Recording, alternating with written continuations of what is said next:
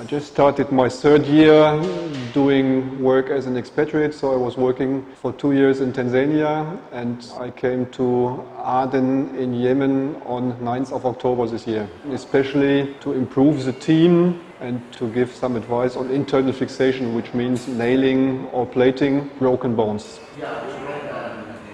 The MSF Trauma Center Aden has 74 beds up to now, and they emphasize on war victims.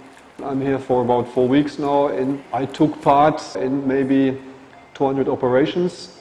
So we treat a lot of gunshot wounds, gunshot fractures, shrapnel wounds, and victims of bomb explosions.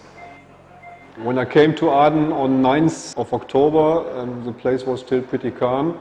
Well, you hear either gunshot fire or firework more or less every night, where you have to get used to a little bit, but fortunately it's far away from the hospital.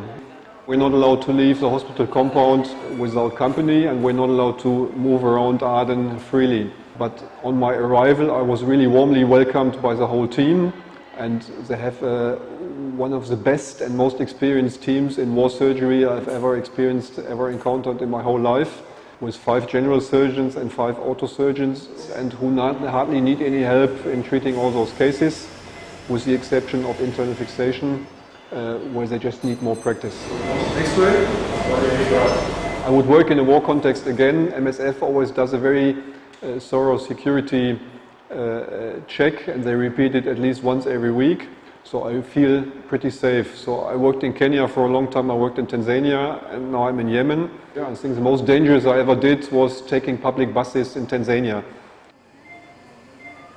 As far as I know, the MSF Trauma Center Aden is the only hospital which offers a 24-hour service, and a trauma surgeon, it's really necessary to keep their services up and to stay in the country as long as they can, because the infrastructure of the medical system in Yemen is deteriorating every day. So employees in public hospitals didn't get paid for something like 9 months, and MSF, thanks to their donors, can ensure that the workers get paid, and so it more or less holds up the only running hospital for trauma victims within Aden, or maybe even within Yemen, now for 5 years.